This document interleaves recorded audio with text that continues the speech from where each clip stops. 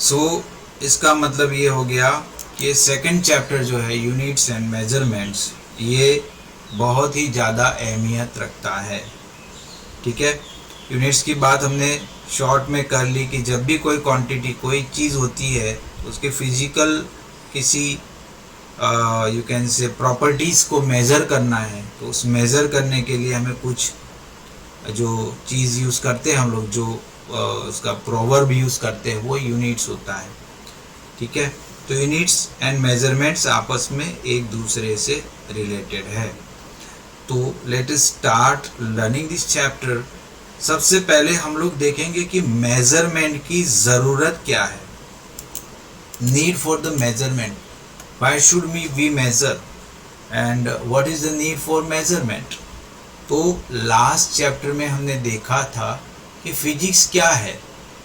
It is an exact science, और वो exact science होने की वजह से उसको हमें क्या करना चाहिए, एक्यूरेट नॉलेज देना चाहिए about the nature and the natural phenomena.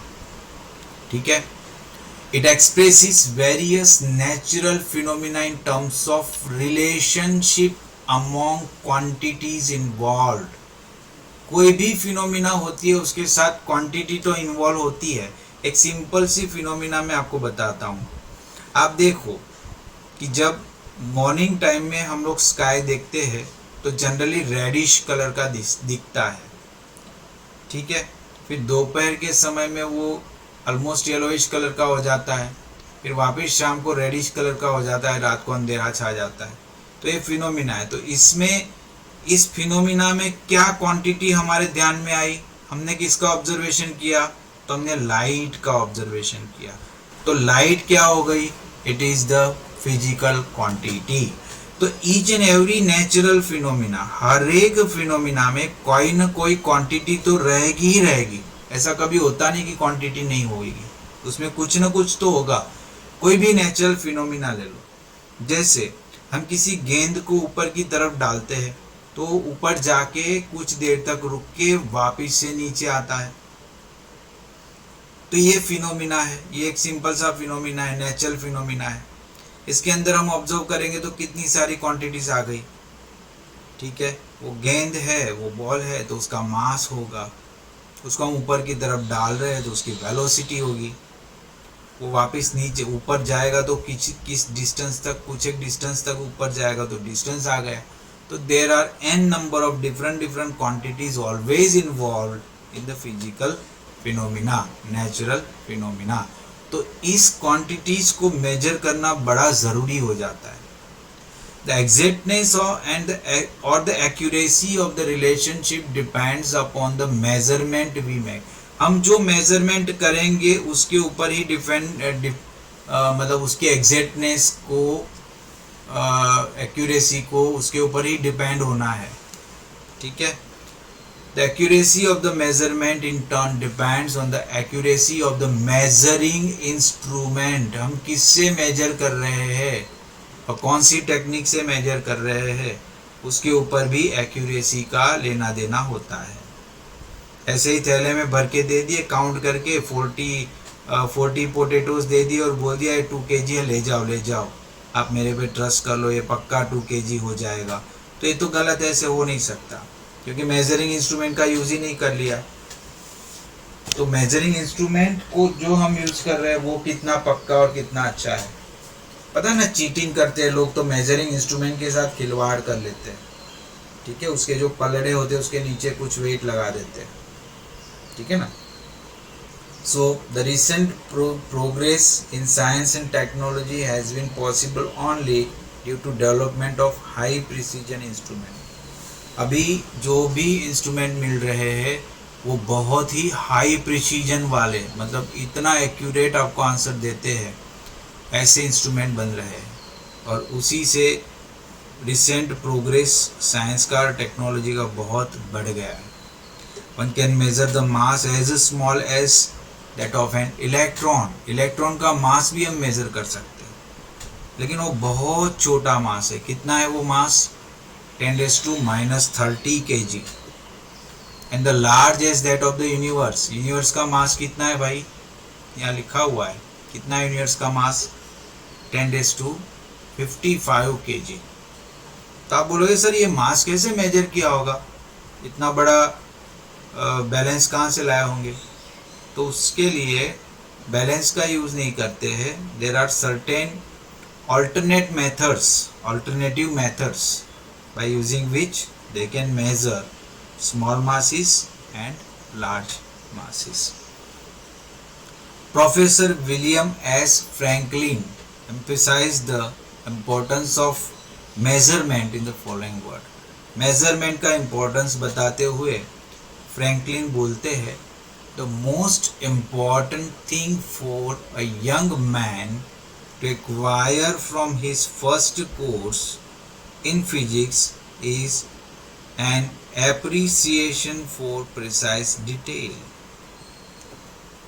तो विलियम एस फ्रैंकलिन का ये वर्ड है कि अगर किसी को फिजिक्स, पहला कोर्स फिजिक्स का करना है तो उसको प्रिसाइज डिटेल को अप्रिशिएट करना चाहिए।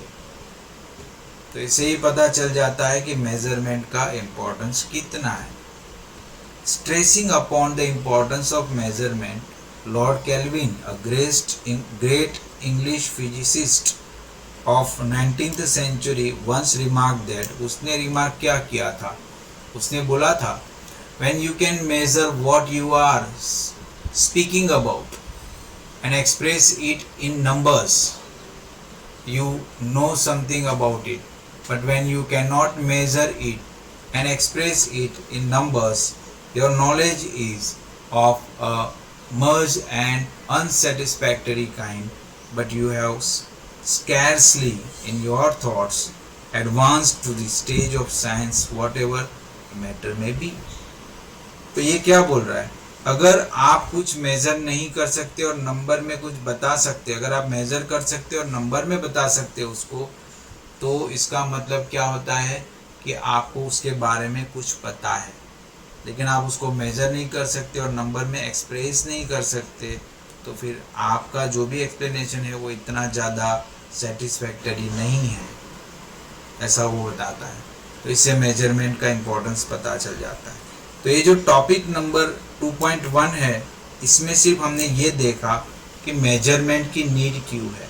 हालांकि इस इलाके में, इस टॉपिक में से, इस पर्टिकुलर पार्ट में से चैप्टर के कहीं पर भी कुछ भी नहीं पूछा जाता है, ना स्कूल एग्ज़ाम में कुछ पूछा जाएगा, ना कॉम्पिटिटिव एग्ज़ाम में कुछ पूछा जाएगा।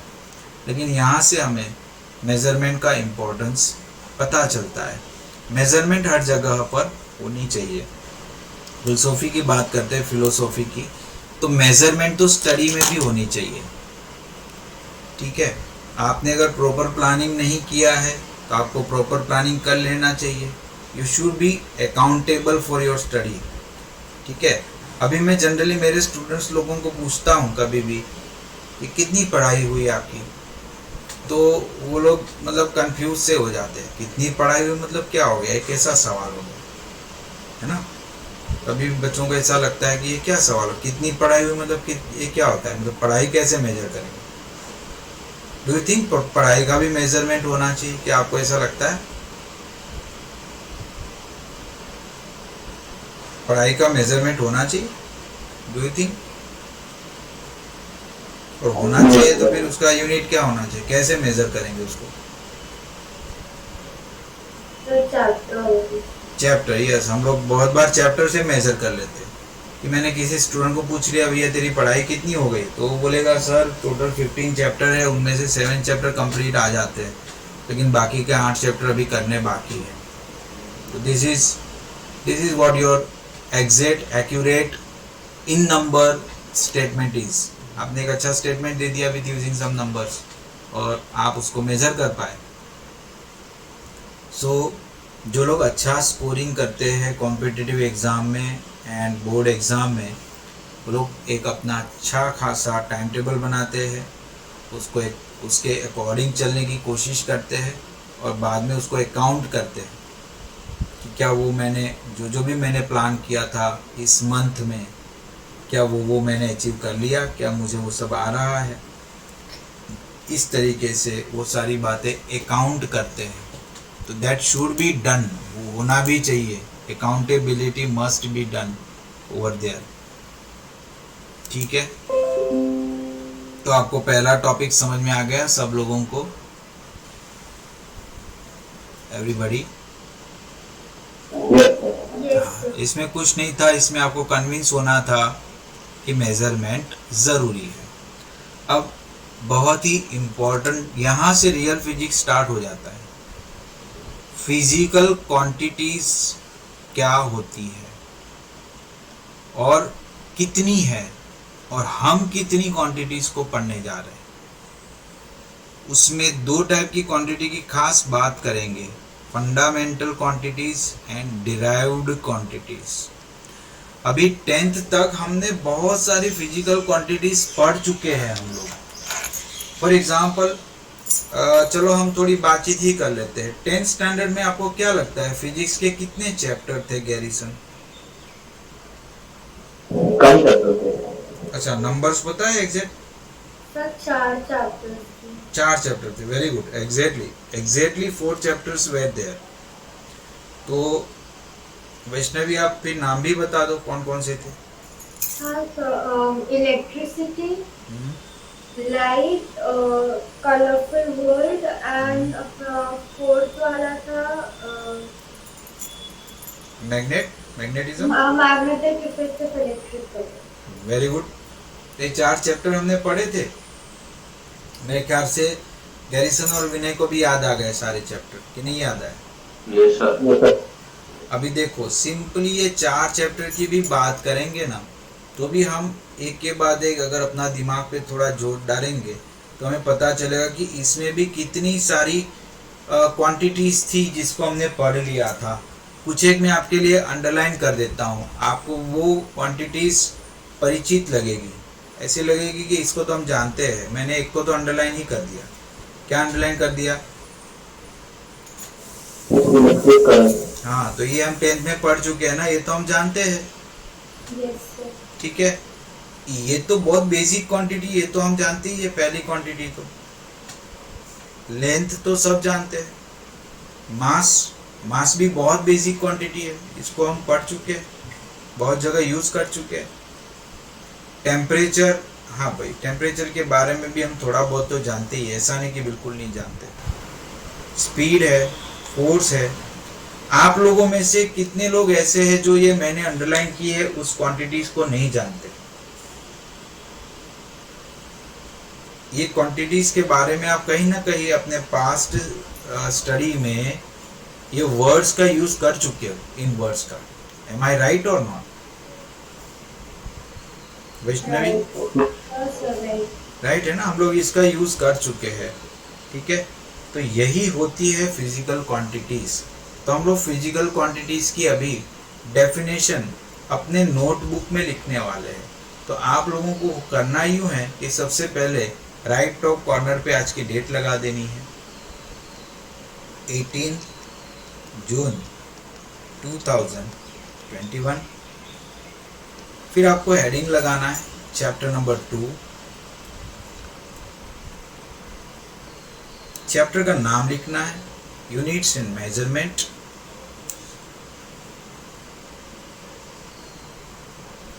लिख दिया बेटा?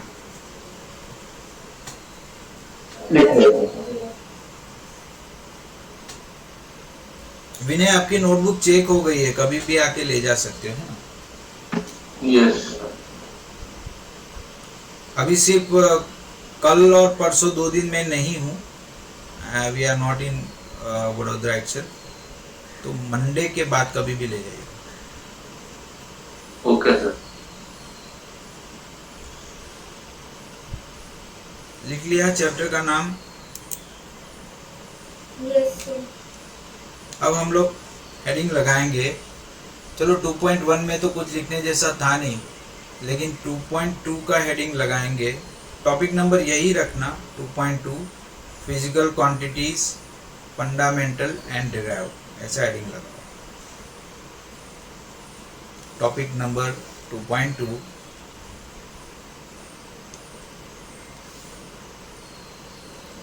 Physical quantities, fundamental and derived.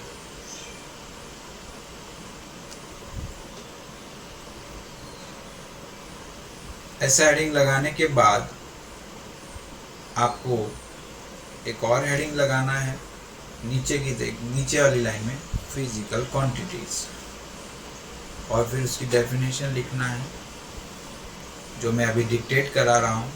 मेरे डिक्टेशन के साथ साथ चलिएगा। फिजिकल क्वांटिटीज, उसमें आप लिखिए all those quantities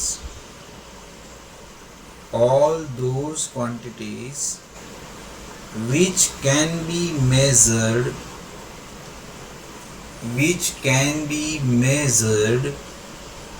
directly or indirectly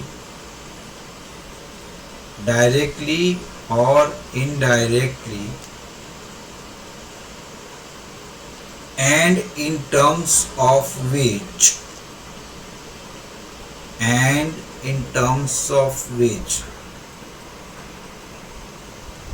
the laws of physics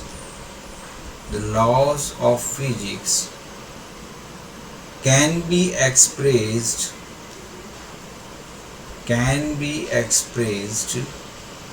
are called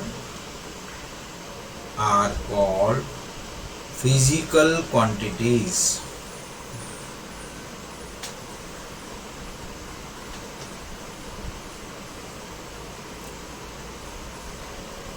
For example, length, mass,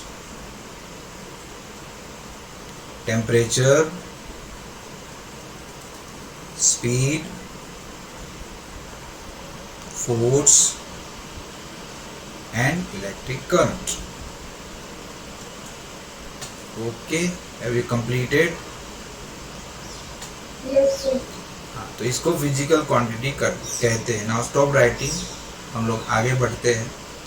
physical quantities are the building blocks of physics. Physics के लिए ये बहुत ही इम्पोर्टेंट चीज़ है। फिजिकल क्वांटिटीज के बिना फिजिक्स हो नहीं सकता, क्योंकि फिजिकल फिनोमिना हम कैसे एक्सप्रेस करेंगे, किस टर्म में बताएंगे फिजिकल फिनोमिना को। तो अगर फिजिकल क्वांटिटीज है ही नहीं तो फिजिक्स भी नहीं होगा। पूरा फिजिक्स तो इसी पे है, फिजिकल क्वांटिटीज के बेस पे ही है। तो ऐसी ये जो फिजिकल क्वांटिटीज है उसके दो टाइप बताए गए। There are two types of this physical quantities. The first is fundamental and the other is derived. So next point you must have to write, अभी लिखना शुरू करो। I am dictating you. Physical quantities are of two types. Physical quantities are of two types, fundamental and derived. Fundamental and derived.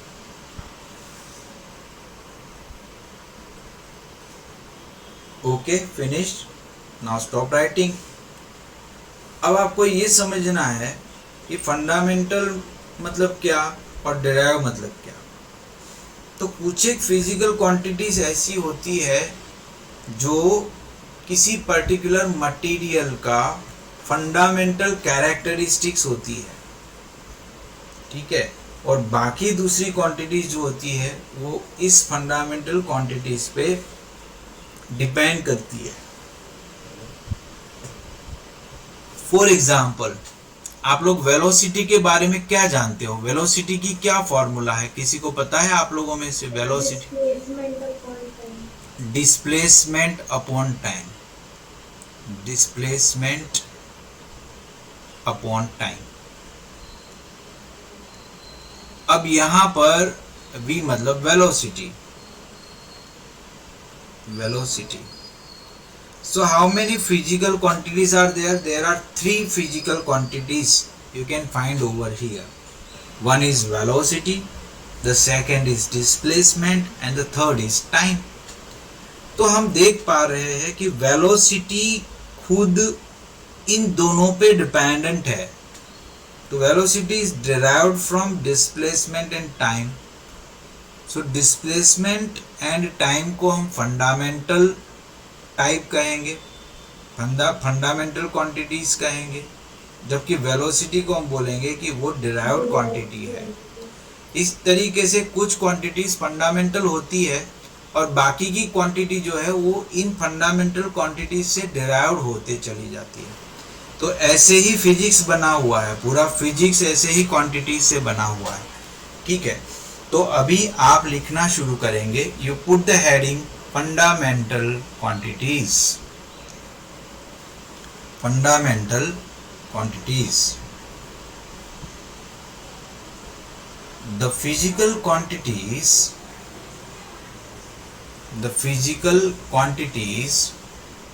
which can be treated as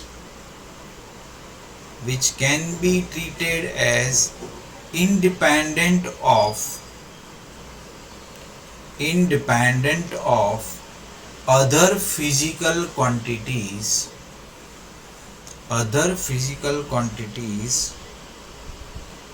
and are not usually defined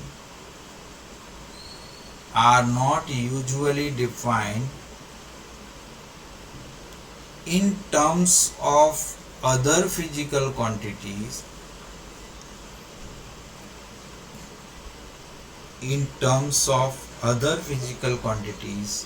are called fundamental quantities.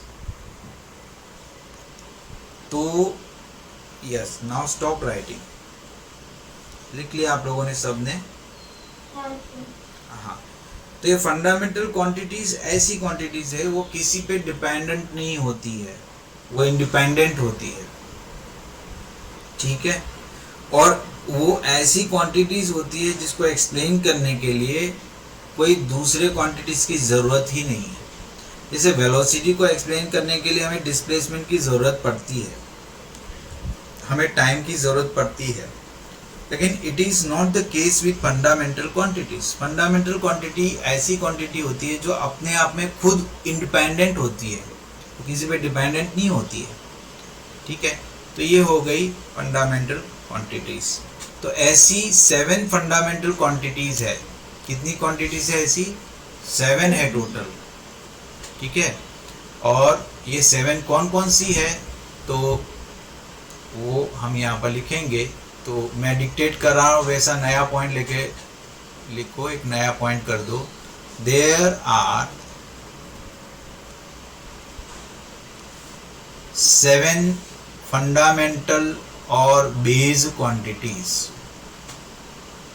There are 7 fundamental or base quantities, and these are mass, length, time, electric current, temperature, luminous intensity, and amount of substance.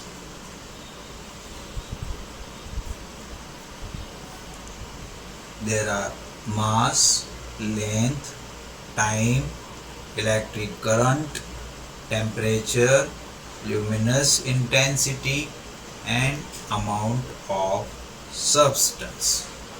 विनय, इसमें से आपको कितने परिचित है? आप कितने quantities को पहचानते हो?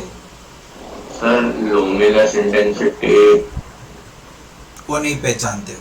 हाँ, उसका कम नॉलेज है। कम नॉलेज, राइट। और बाकी सारे आपको पता है? Yes sir. ठीक है। कैरिसन, आपका क्या है? लुमिनस इंटेंसिटी नहीं पता। नहीं पता है। चलो वैष्णवी, आपका क्या है? मुझे और सारी पता है, मुझे बेसिक चीजें पता है। अच्छा, सारों की बेसिक चीज़ें पता है, लेकिन और ज़्यादा कुछ कॉम्प्लिकेशन है तो वे हैव अ डाउट। चलो हाँ, मैं पूरा तो सब बारे में पढ़ेंगे। ठीक है, चलो हम लोग एक के बाद एक सारी चीज़ें देख लेते हैं। मास, जैसे कि आप लोग जानते हो, हर एक सब्सटेंस को उसके अंदर क्वांटिटी ऑफ मैटर जो होती है ना, उसको मास बोलते हैं। लेंथ तो अभी मैं क्या बताऊं आपको, लेंथ आप सब लोग जानते हो, ठीक है ना। टाइम के बारे में आप जानते हो, उसको सेकंड में मेजर किया जाता है। इलेक्ट्रिक करंट 10th स्टैंडर्ड में आप पढ़ चुके हो। तो पर यूनिट एरिया जो चार्ज पास होता है पर यूनिट टाइम, उसको इलेक्ट्रिक करंट बोलते हैं। टेम्परेचर हम जानते हैं, टेम्परेचर उसको डिग्री सेंटीग्रेड या डिग्री केल्विन में मेज़र किया जाता है। अब बात आती है ल्यूमिनस इंटेंसिटी क्या है। सबसे पहले ये बात बता देता हूँ मैं आपको कि ल्यूमिनस इंटेंसिटी है वो लाइट से जुड़ा हुआ एक कॉन्सेप्ट है। किससे जुड़ा हुआ कॉन्सेप्ट है? लाइट से जुड़ा हुआ, ठीक है। लाइट को जलाने के बाद उसकी ब्राइटनेस क्या होती है, उसको मेजर करने वाला ये एक क्वांटिटी है, ल्यूमिनस इंटेंसिटी। इंटेंसिटी यानी ब्राइटनेस नहीं होता है, लेकिन एक चीज़ दिमाग में रख लो कि जो चीज़ ज़्यादा इंटेंसिटी वाली होती है जनरली वो ब्राइट होती है। ऑलवेज तो नहीं, लेकिन कुछ एक ऐसे उसके क्या बोलते हैं ऑपोजिशंस में है एग्जाम्पल जो ऐसा प्रूव करते हैं कि ऐसा ऑलवेज नहीं होता है कि इंटेंसिटी बहुत ज़्यादा है तो वो चीज़ ज़्यादा ब्राइट है। लेकिन most of the time intensity जब ज़्यादा होती है तो वो पर्टिकुलर जो लाइटनिंग है, वो जो हमने वहाँ पर जो लाइट है वो ज़्यादा इंटेंसिटी वाली होगी, ठीक है। तो ल्यूमिनियस इंटेंसिटी के बारे में हम लोग ग्रेजुएशन में पढ़ने वाले, यहाँ 12th तक कुछ भी नहीं आने वाला। 12th तक इस बारे में नहीं पढ़ना है, इस क्वांटिटी के बारे में। 7 फंडामेंटल्स क्वांटिटीज़ में से हम लोग ल्यूमिनियस इंटेंसिटी को छोड़ देते हैं, बाकी सब कुछ पढ़ने वाले हैं हम लोग 11th 12th मिला के। कुछ चीज़ें आप फिजिक्स में पढ़ोगे, ऑलमोस्ट सारी चीज़ें, और बाकी की चीज़ें आप केमिस्ट्री में भी पढ़ने वाले हो। जैसे अमाउंट ऑफ सब्सटेंस जो है वो आप केमिस्ट्री में पढ़ने वाले हो, ठीक है। तो ये देयर आर 7 फंडामेंटल क्वांटिटीज, ठीक है। गैरिसन आप एक के बाद एक सारी क्वांटिटीज एक बार फिर से पढ़ लो तो याद रह जाए। पढ़ो एक बार। कौन कौन सी है ये 7?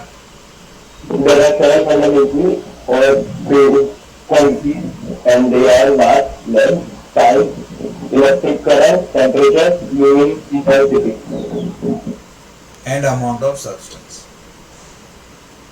ठीक है। चलो विनय,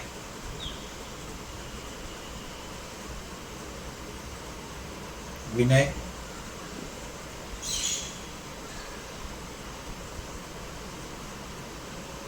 चलो Vaishnavi. Yes, sir. Mass, length, time, electric current, Hello. temperature, luminous intensity and amount of substance. हाँ चलो विनय अभी आप बोल दो। सर वो बीच में वाईफाई चला गया था, कोई तो बात सुनाई नहीं, नहीं दिया। कोई बात नहीं है। क्या है ना कि वेट नहीं कर सकते, इसलिए पास ऑन कर दिया जाता है, तो आपका टर्न बाद में आ जाएगा, कोई दिक्कत नहीं। हाँ पढ़ो। सर आपने क्या बोला था वो सुनाई नहीं दिया था मुझे मैं ये बोल रहा हूँ कि ये जो 7 फंडामेंटल क्वांटिटीज है ना, उसको रीड करो आप एक के बाद एक। ओके, तो sir mass, length, time, electric current, temperature, luminous intensity and amount of substance.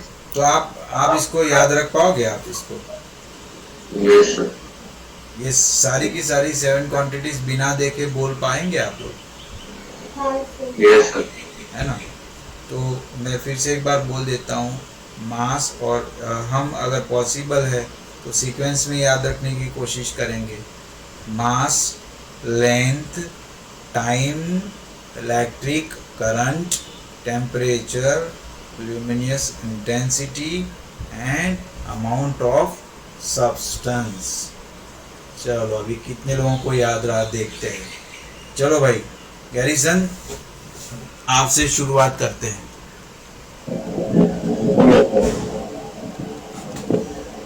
RY की आ रहा है?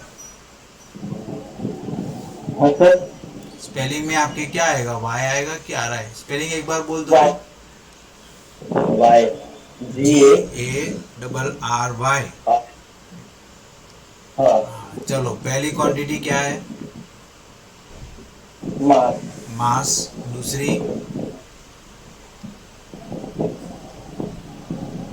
Length, length, then time, time, very good, then एक मिनट सर, देखना पड़ेगा। नहीं मतलब ये बस इलेक्ट्रिक करंट, हाँ, फिर लुमिनस उसको इंटेंसिटी, दे रहे भाई, उसको दे रहे अभी।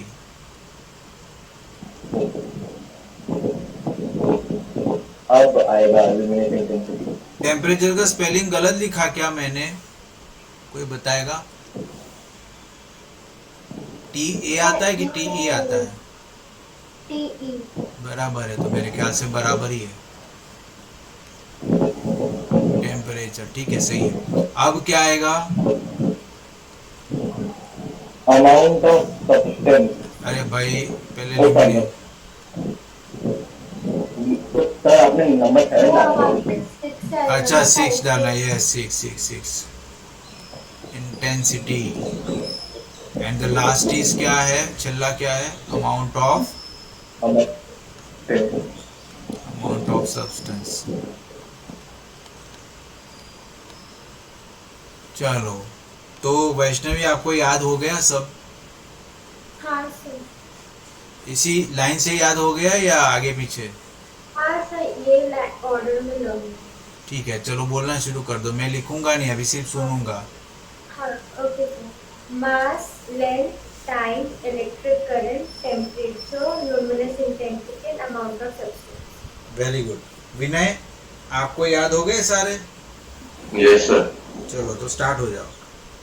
Sir mass, length, time, electric current, temperature, luminous intensity and amount of substance.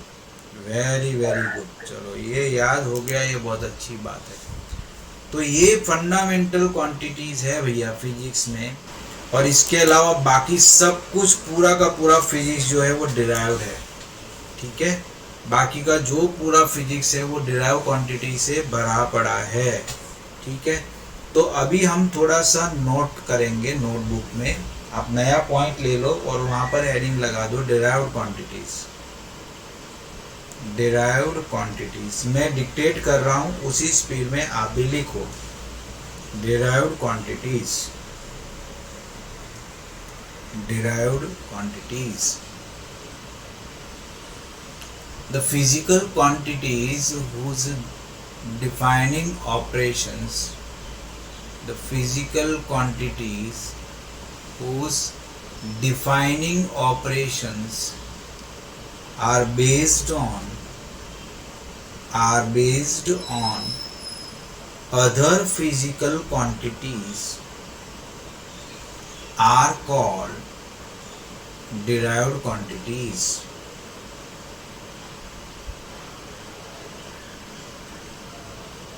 For example, velocity, acceleration, force, momentum, etc.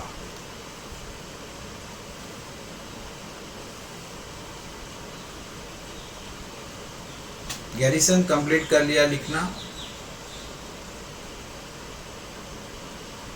Yes sir, writing. Okay.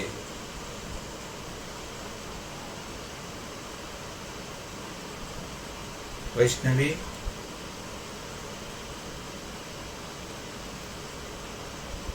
Yes sir. have you completed? Yes sir, I've completed. Okay.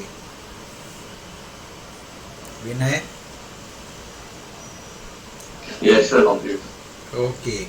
So what we have learned in this topic number 2.2? पहले मैं पूछता हूँ garrison को। Garrison, क्या पढ़ा हमने इस topic number 2.2 में? सर फंडामेंटल क्वांटिटी पढ़ेगा हमें सबसे पहले।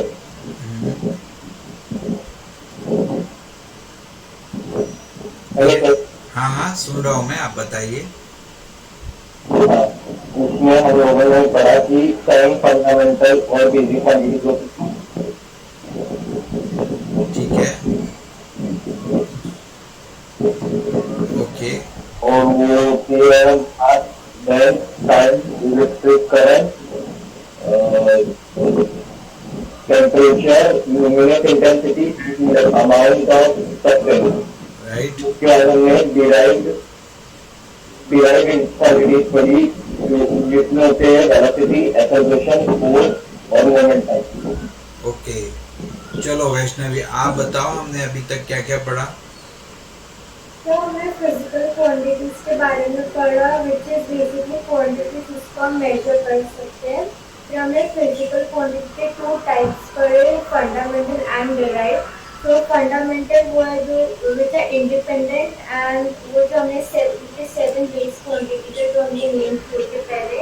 एंड सेकेंड हमने डिराइव्ड क्वांटिटीज पढ़ा जो कि फंडामेंटल क्वांटिटीज के ऊपर डिपेंडेंट है। Very good. और ऐसे तो अनलिमिटेड है, ठीक है। चलो विनय, आपको मैं थोड़ा अलग पूछता हूँ, ठीक है। विनय, मेरी आवाज़ सुनाई दे रही है? इसमें ये इन लोगों ने स्टेटमेंट लिखा है, all physical quantities other than the 7 base quantities are derived quantities. इसका मतलब क्या हो गया?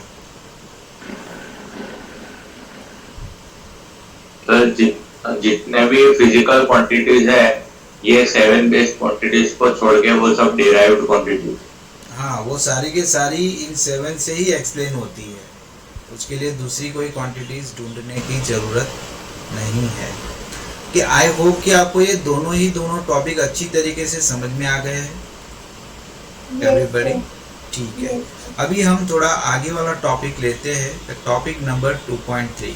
सी मैं बुक से क्यों जाता हूँ? क्योंकि ये मेजरेबल रहे, हमें पता चले चैप्टर कहाँ पर है, कहाँ पर जा रहा है। मैं दूसरा ये फंडामेंटल चीज़ आपको बताना चाहता हूँ कि जनरली जब आप एग्ज़ाम के लिए प्रिपरेशन करते हो तो आपके पास या तो आपकी नोटबुक होती है या तो आपकी डाइजेस्ट होती है, उसमें से ही आप पढ़ते हो। इट इज़ वेरी श्योर 80% बच्चे तो ऐसे ही पढ़ते हैं। आप लोग ऐसे ही पढ़ते हो ना एग्ज़ाम के टाइम, है ना? या तो आप अपनी नोटबुक से पढ़ते हो या फिर आप अपने डाइजेस्ट से पढ़ लेते हो। क्यों गैरीसन, आप कैसे करते हो?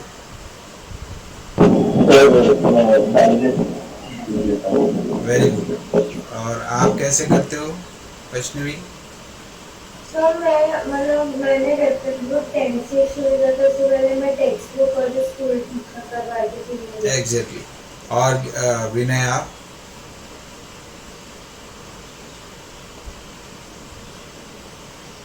चलो किसी वजह से विनय का आवाज़ नहीं आ रहा है।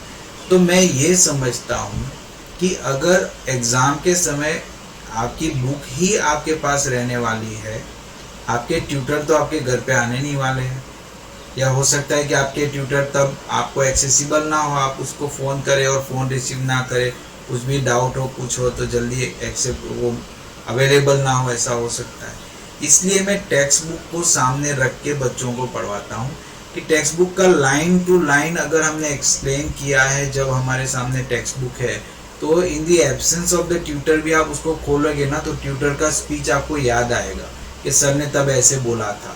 फिर आपने पेंसिल से जो साइड नोट्स लिखे होंगे आपकी बुक में कि भाई पेंसिल से सर ने ये जो सर ने भी लिखा था वो हमने भी लिख लिया है, तो आपको तुरंत रिकलेक्ट होगा।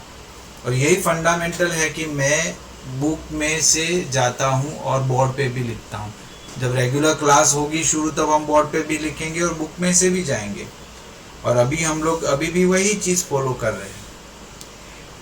तो is it okay all of you? ऐसे सिस्टम से मैं सालों से पढ़ा रहा हूँ जिससे मुझे रिजल्ट मिल रहा है। हाँ बोलिए।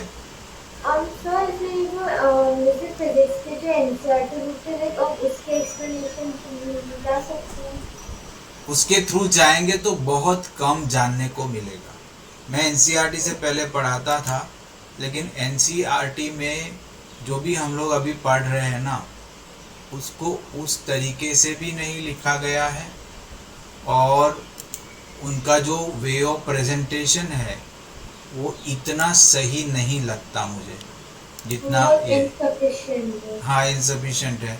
दूसरी बात ये है कि एसएल अरोरा जो है वो कॉम्प्रहेंसिव है। कॉम्प्रहेंसिव मतलब बहुत डिटेल में है, जो शायद कुछ चीज़ें जो है वो एनसीईआरटी वालों ने अपने टेक्स्ट बुक में से या अपने टेक्स्ट बुक में नहीं बताई है आपकी। इसके लिए मैं आपको एनसीईआरटी अभी ओपन करके दिखाता हूँ।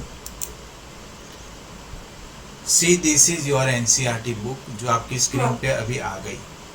अब हम कंपेयर करते हैं। आपने फर्स्ट चैप्टर का लास्ट क्लास पार्ट मेरे से पढ़ा हुआ है, तो हम कंपेयर करते हैं कि हमने जो फर्स्ट पार्ट पढ़ा बाहर से वो और एनसीईआरटी का फर्स्ट जो है वो कैसा है। देखिए हम लोग लास्ट पोर्शन पे पहुंच जाते हैं। जैसे कि लास्ट में हमने पढ़ा था कि there are 4 fundamental forces in nature. देखो ये रहा टॉपिक नंबर 1.4 दिख रहा है आपको। यहाँ पर आपको ग्रेविटेशनल फोर्स के बारे में डिटेल में कहीं एक्सप्लेन किया है सही ढंग से? कोई फोर्स की फॉर्मूला लिखी है यहाँ पर? टेल में। ये रहा, ये इतना पैराग्राफ है। तो हमने जो एसएल अरोरा में पढ़ा था तब हमने लिखा था F इज R1 R2, जो हमने फॉर्मूला बोली थी वो यहाँ पर है नहीं है। इलेक्ट्रोमैग्नेटिक फोर्स की कोई फॉर्मूला यहाँ पर दिखाई नहीं देती। It is like a story, एक स्टोरी लिखी है ऐसे पता चलता है, ठीक है। तो इस वजह से काफ़ी सोच समझने के बाद मुझे ऐसा लगा कि इसमें से बच्चे स्कूल में अच्छी तरीके से नहीं लिख पाएंगे, ऐसा लगा। और इस वजह से फिर मैंने इसको ड्रॉप कर दिया। और सालों से जो बच्चे मेरे से एसएल पढ़ते हैं और अच्छा स्कोरिंग करते रहते हैं। 16 पेजेस में इनका फर्स्ट चैप्टर ख़त्म हो गया। कंटेंट वही है जो हमने पढ़ा, ठीक है। जो हमने पढ़ा वही कंटेंट है कि conservation of law, nature of physical law में कंजर्वेशन है, लेकिन कहीं पर भी हेडिंग दिखता है आपको? Conservation of momentum, conservation of ऐसे कहीं दिखता है? कंजर्वेशन ऑफ एनर्जी कहीं दिख रहा है आपको? ढूंढना पड़ेगा, ऐसे नहीं दिखेगा। है तो सही अंदर ही है, लेकिन उसको ढूंढना पड़ेगा। तो ये चीज़ है, इसलिए मैं इसको अवॉइड करता हूँ या इसको मैं यूज़ नहीं। देखो यहाँ पर कहीं पर देखने को मिल गया, यहाँ पर बोलो अभी ऐसा ढूंढने पे मिलेगा आपको? उसको चुन चुन के ढूंढ के देखना पड़ेगा। मैंने ये वर्ड हमने यूज़ किया थ्रू आउट दैट स्टडी। यहाँ पर ये कैसे कोने में छिपा हुआ है। हाँ। तो ये ऐसा है, बाकी सारी चीज़ें इसमें है, ऐसा नहीं है कि नहीं है। जो हम पढ़ रहे हैं वो सारी की सारी चीज़ें इसमें है, लेकिन वो स्कैटर्ड मैनर में है, इधर उधर फैला हुआ है, पता नहीं कहाँ से, तो हमें ढूंढ के लिखना पड़ेगा। That's why I am. अच्छा, अभी मेरे काफ़ी बच्चों को ये कन्फ्यूजन होता है कि सर एसएल अरोरा पढ़ाते हैं और सर एनसीईआरटी बुक्स तो नहीं कराते हैं, तो क्या एनसीईआरटी का कुछ छूट जाता है? तो बिल्कुल भी नहीं छूटता है, उल्टा हम ज़्यादा पढ़ते हैं। एनसीईआरटी का तो सारा ही सारा आ जाता है, इसके अलावा भी हम चीज़ें पढ़ते हैं। जैसे आइंस्टाइन का इक्वेशन भी हम लोग पढ़े थे। देखो पढ़े थे कि नहीं? हाँ सर। तो मतलब छूटता तो कुछ है ही नहीं, आ तो सब कुछ जाता है और थोड़ा ज़्यादा भी पढ़ लेते हैं। इसलिए जनरली मैं एसएल अरोरा। अच्छा, अब जब एनसीईआरटी की एक्सरसाइज की बात है तो ऑलरेडी एसएल अरोरा में सॉल्व है, जो हमने लास्ट टाइम पढ़ी थी, है ना? हाँ। वो नहीं समुराई वाला पढ़ा था, याद है ना? Yes sir. कहाँ है वो, कौन से नंबर का क्वेश्चन था? तो क्वेश्चन 7 था। हाँ, क्वेश्चन 7 था। क्वेश्चन 6 17 या ऐसे कुछ था, पता नहीं। वो अभी यहाँ पर ढूंढना पड़ेगा। तो ऊपर गया था। हाँ ये रहा, ये है ना 1.6। तो वो हमने पढ़ा ना, उसमें भी पढ़ा। तो कहने का मतलब है कि चीज़ें सब जगह कॉमन होती है, लेकिन मैं इसलिए एनसीईआरटी को छूता तक नहीं हूँ। मैं जनरली बच्चों को बोल देता हूँ साइड पे रख दो, ज़रूरी नहीं है, स्कूल के लिए पढ़ो। बाकी अगर आपको सही में अगर स्कोरिंग करना है, ये देखो यूनिट एंड मेजरमेंट चैप्टर शुरू हो गया है जो हम अभी पढ़ रहे हैं। देखो यहाँ पर कहीं पर यूनिट या फंडामेंटल और बेस यूनिट यहाँ ख़त्म हो गए, कहीं पर डिफरेंट डेफिनेशन वगैरह कुछ दिखाई नहीं दे रहा है। एक पहले पैराग्राफ में सब कुछ ख़त्म हो गया, जो हम अभी तक पढ़ रहे हैं वो इतने में ख़त्म हो गया। तो ये रीज़न है कि हम लोग एनसीईआरटी से अगर मैं सिलेबस पढ़ाता होता अभी तक तो 3rd चैप्टर भी ख़त्म हो गया होता अपना, तो एनसीईआरटी तो जल्दी ख़त्म हो जाता है। और अगर एसएलआर से पढ़ना है तो टाइम ज़्यादा देना पड़ता है। ठीक है, फिर भी अगर किसी बच्चे को एनसीईआरटी में से कुछ पर्टिकुलर चीज़ समझ में नहीं आती है तो क्लास में मुझे पूछ लेता है। ठीक है ना, आप अगर आपको एनसीईआरटी की बुक पढ़ते समय कहीं पर किसी सेंटेंस में किसी जगह पर नहीं समझ में आता, यू आस्क मी, आप बोल दो कि सर ये नहीं समझ में आया, एक बार समझा दो, तो मैं समझा दूंगा। ठीक है, ओके। सो मेजरिंग प्रोसेस कैसे होती है, हाउ वी आर मेजरिंग, तो अब हम मेजरमेंट के बारे में बात करेंगे। The measurement of physical quantity is the process of comparing, ये बहुत ही इंपॉर्टेंट है, process of comparing this quantity with a standard amount of physical quantity of the same kind called unit। Measurement की process कैसे होती है, potato को measure करना है तो क्या होता है कि जो बैलेंस बीम बैलेंस होता है उसके एक पलड़े में पोटैटोज रखे जाते हैं जिसको हम फिजिकल क्वांटिटी कहेंगे, और दूसरे पलड़े में उसी के जैसी एक दूसरी क्वांटिटी जिसको हम वेट कहेंगे, 1 kg वाला वेट जो होता है आयन का, वो रखेंगे और उन दोनों को कंपेयर करेंगे, और जब इक्वल हो जाएगा तो मेजरिंग प्रोसेस खत्म हो गई। हम लोग यही तो करते हैं, इज इट और नॉट गैरिसन? मेजरमेंट वही करते हैं ना हम लोग। अच्छा, किसी चीज की लंबाई मतलब लेंथ अगर हमें मेजर करना है, विल यूज द स्केल, और स्केल में जो बनाया गया है वो क्या है, वो स्टैंडर्ड क्वांटिटी है, और हम जिस चीज की लेंथ मेजर कर रहे हैं वो अनदर फिजिकल क्वांटिटी है। तो स्टैंडर्ड अमाउंट के साथ हमें जिसको मेजर करना है उसको कंपेयर कर लेते हैं। To express the measurement of physical quantity we need 2 things, 2 चीज़ें हमें चाहिए। फिजिकल क्वांटिटी को एक्सप्रेस करना है तो हमें 2 चीज़ें चाहिए। पहला तो यूनिट जिसमें उसे मेज़र करना है, इस यूनिट में हम लोग उसको मेज़र करेंगे, एक तो मेजरिंग यूनिट चाहिए, और दूसरा उसकी न्यूमेरिकल वैल्यू। जैसे हम किसी चीज़ को मेज़र करते हैं 2 kg, तो इसमें kg क्या हो गया, यूनिट हो गया, और 2 क्या हो गया, न्यूमेरिकल वैल्यू। ठीक है, तो हमारे पास एक यूनिट होना चाहिए और एक न्यूमेरिकल वैल्यू होनी चाहिए जो उस यूनिट का मैग्नीट्यूड बताता है। ठीक है, the number of times that unit is contained in the given physical quantity.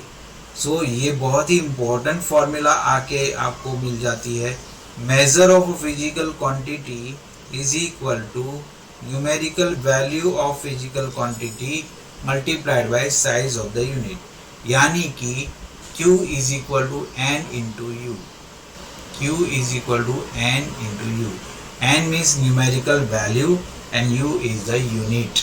ठीक है, यहाँ पर एक एग्जाम्पल दिया गया है, let the length of a room is 5 meter, यानी कि 500 centimeter. Clearly the smaller the size of the unit, the larger is the numerical value. पहले यूनिट क्या था, मीटर था, उसमें से क्या बन गया, सेंटीमीटर बन गया, तो साइज क्या हो गई, स्मॉलर हो गई। ठीक है, किसी यूनिट की साइज अगर स्मॉलर हो जाती है तो न्यूमेरिकल वैल्यू क्या हो जाती है, लार्जर हो जाती है। ठीक है, thus the numerical value n is inversely proportional to the size u. It is given by n is proportional to 1 upon u, that is nu is equal to constant. If n1 and n2 are numerical values for the physical quantity capital Q corresponds to the unit u1 and u2, then Q is equal to n1 u1 plus n2 u2. Quantity तो same रहती है, तो थोड़ा सा लिख लेंगे, heading लगाओ आप 2.3 द मेजरिंग प्रोसेस, ऐसा लिखो 2.3 the measuring process.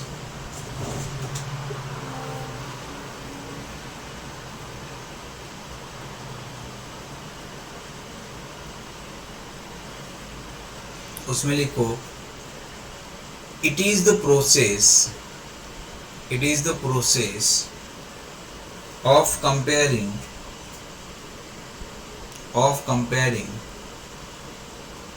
the quantity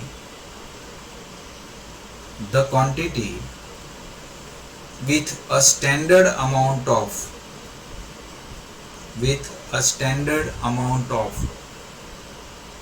physical quantity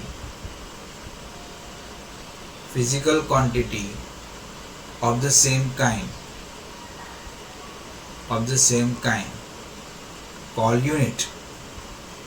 called its unit.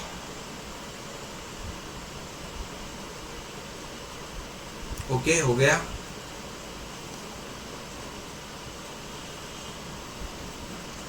फिर हमें यहाँ से यहाँ तक का सब कुछ लिखना पड़ेगा। So we have to write down the next point. To express the measurement of physical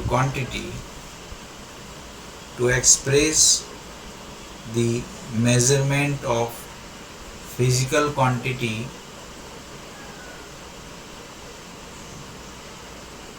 we need to know two things. Number one, the unit in which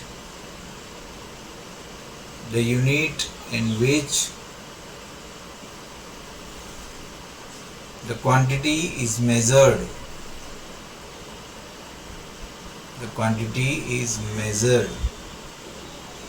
And the second, the numerical value or the magnitude of the quantity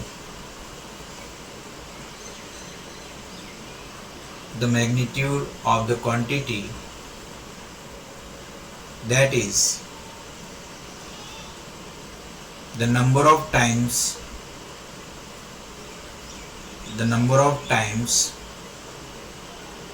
that unit is contained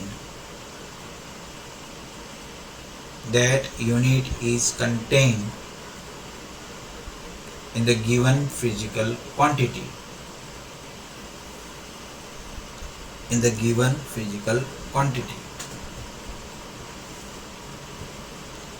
सो अब ये formula आप लिखोगे next line पे।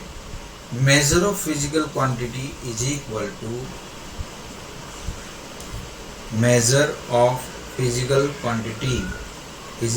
To numerical value of the physical quantity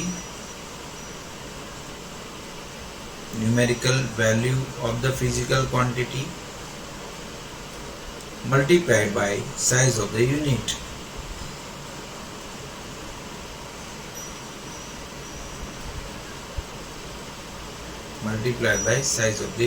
In the next line you have to write capital Q is equal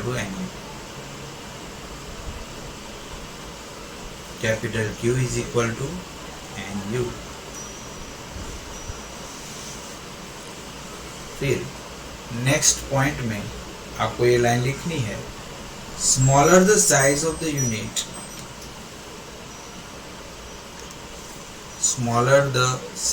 unit,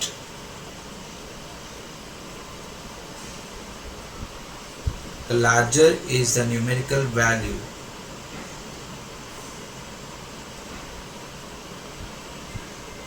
associated with the physical quantity.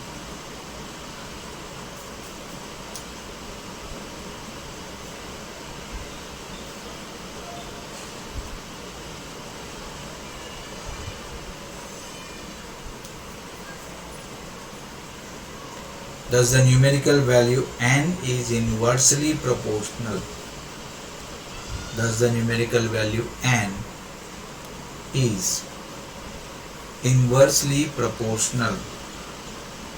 To the size u of the unit.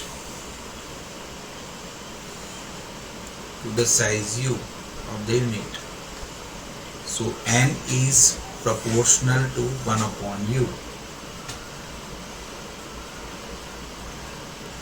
or Nu is equal to constant.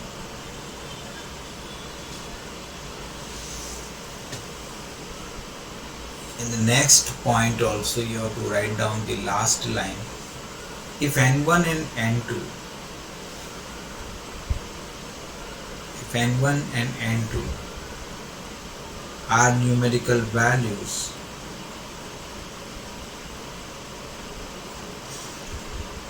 for a physical quantity capital Q,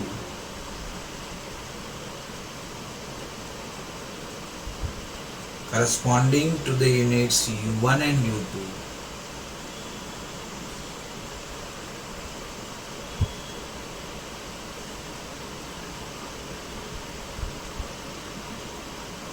then Q is equal to N1 U1 is equal to N2 U2.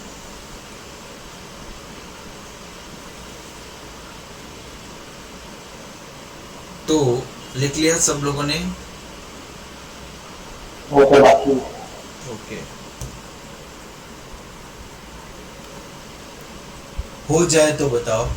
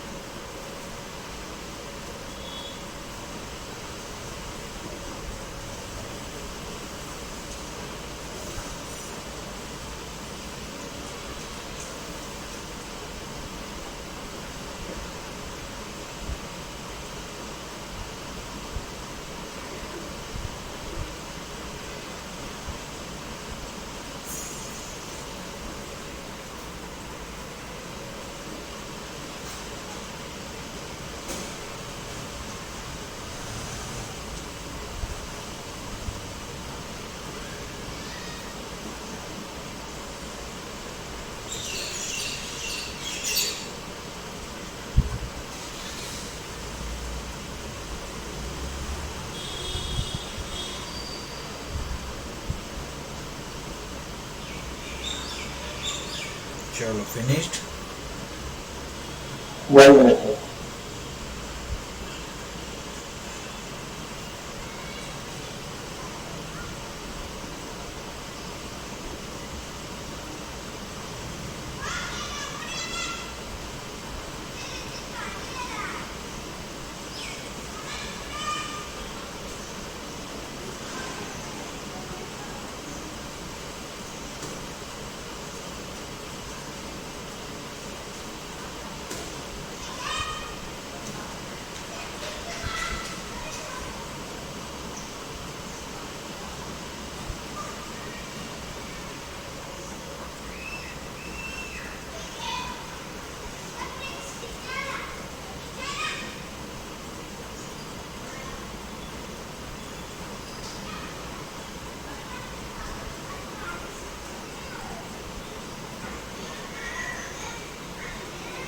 हो गया। Okay, Vaishnavi आपका हो गया?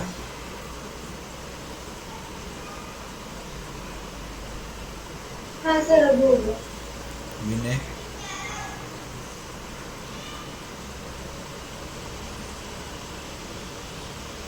तो इसमें क्या पढ़े हम? टॉपिक नंबर 2.3 में क्या पढ़े हम?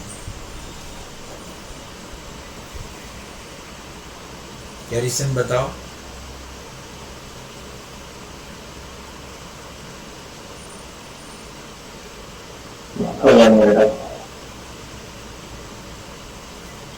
वैष्णवी आप बताओ तब तक।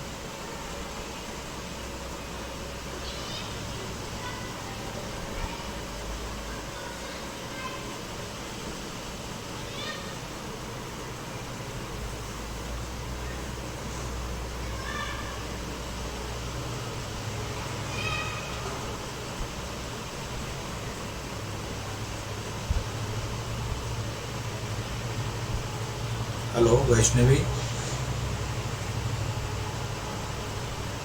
Hello, am I audible to you? Hello Vinay, क्या मेरी आवाज सुनाई दे रही है? वैष्णवी?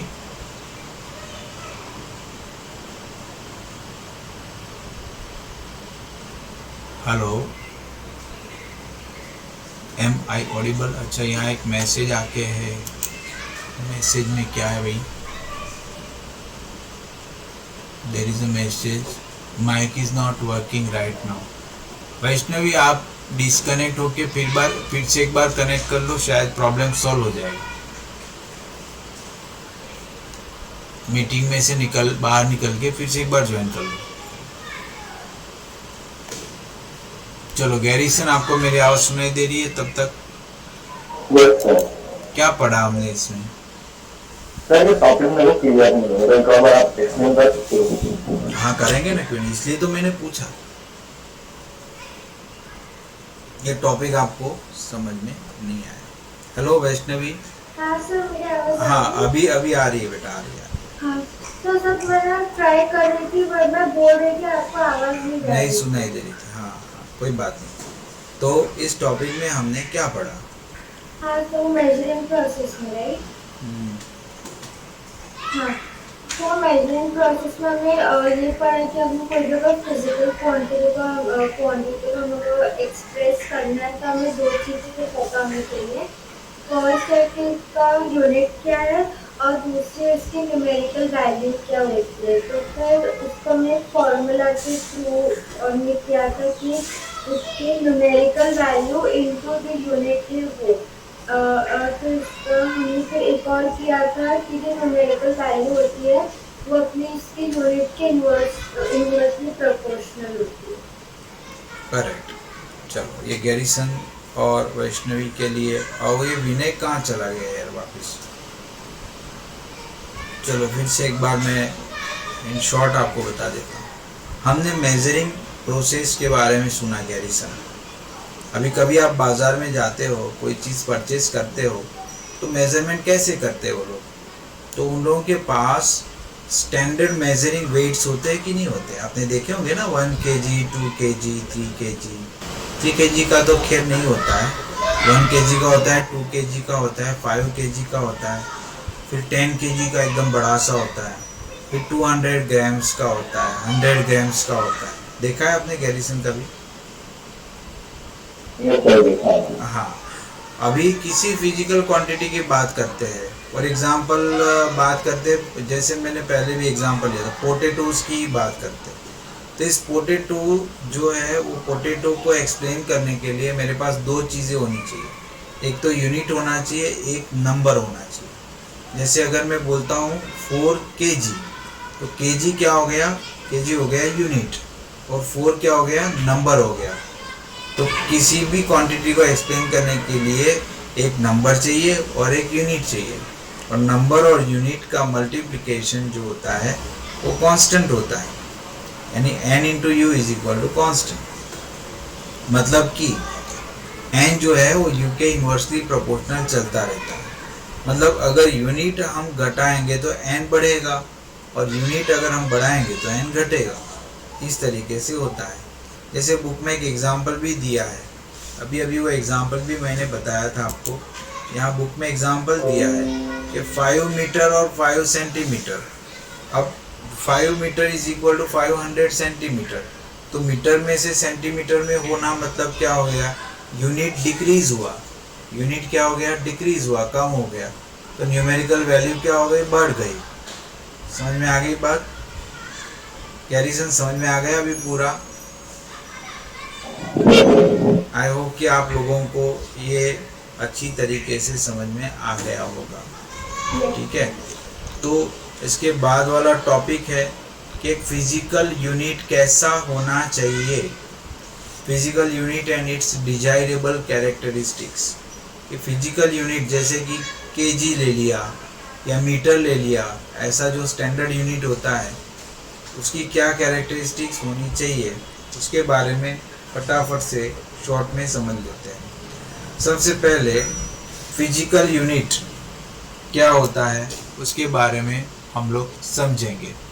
तो here is the definition of physical unit, the standard amount of physical quantity chosen to measure the physical quantity of the same kind is called a physical unit। कि same kind of physical quantity को major करने के लिए एक standard amount of physical quantity हम choose कर लेते हैं, उसको हम बोलते हैं physical unit.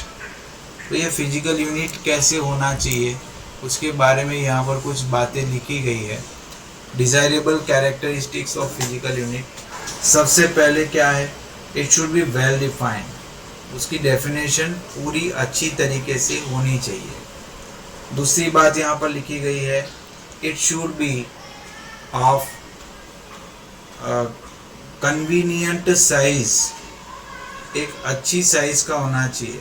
That is neither too small nor too large, बहुत छोटा भी नहीं बहुत बड़ा भी नहीं, in comparison with the measurable physical quantity, जिस फिजिकल क्वांटिटी को मेजर करना चाहिए उससे बड़ा भी नहीं उससे छोटा भी नहीं होना चाहिए। तीसरी बात बताई गई है, it should not change with time, time के साथ ये बदलना नहीं चाहिए, मतलब it should not be a variable, it should B invariant.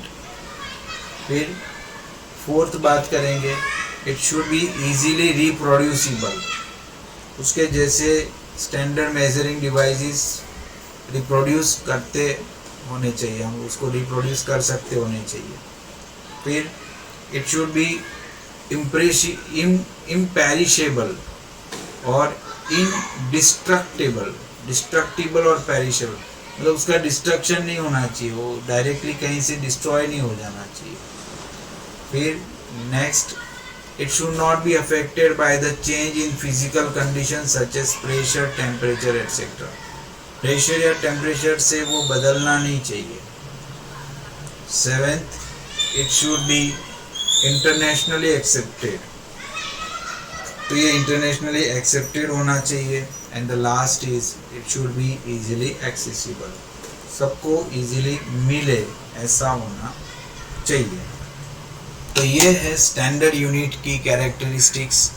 जो भी स्टैंडर्ड यूनिट्स है वो वेल डिफाइंड होना चाहिए, इजीली रिप्रोड्यूसिबल होना चाहिए, इजीली एक्सेसिबल होना चाहिए, इंटरनेशनली एक्सेप्टेबल होना चाहिए, टेम्परेचर या प्रेशर से उसके ऊपर कोई इफेक्ट नहीं होनी चाहिए, वेल डिफाइंड होना चाहिए, कन्वीनियंट साइज का होना चाहिए। तो इस सारी की सारी बातें जो है एक अच्छे यूनिट के लिए होती है। तो हमने आज तक, अभी हम यहाँ तक रखेंगे आज का काम, आज हमने टॉपिक नंबर 2.4 तक पढ़ लिया, और ये यहाँ तक पढ़ते हुए आपको ये तो पता चल गया होगा कि बहुत ही काम की चीज़ हम लोग पढ़ रहे हैं। ठीक है कि नहीं गैरिसन? लगता है आपको कि ये बहुत काम की चीज़ हो रही है जो पढ़ने जा रहे हैं? क्योंकि अभी तो सारी फिजिकल क्वांटिटीज पढ़नी है। अभी तो हमने सिर्फ यूनिट और मेजरमेंट जाना है। अभी तो सारी एक के बाद एक फिजिकल क्वांटिटीज आएगी पढ़ने में। ठीक है वैष्णवी, आपको लगता है ये बहुत काम की चीज़ हो रही है? Yes sir. ठीक है ना। अभी आपको आज एक सिंपल सा होमवर्क है कि ये क्वेश्चन नंबर 4 जो हमने अभी एक्सप्लेन किया वो आपको होमवर्क में लिखना है। Okay sir. ठीक है। हालांकि ये मैंने ग्रुप पे डाल दिया था, फिर भी आज ये फिर से ग्रुप पे डाल दूंगा PDF। तो जिसके पास बुक नहीं है उसको कोई दिक्कत नहीं होगी, वो मोबाइल में देख के भी अपना होमवर्क कर सकते हैं। तो आज का काम यहाँ पर ख़त्म करते हैं। आज का क्लास सही लगा आपको, समझ में आया? Yes sir. चलो तो good bye, have a nice day. कोई डाउट है तो पूछो, अदरवाइज एक के बाद एक लेफ्ट हो जाएंगे। नहीं। Okay bye.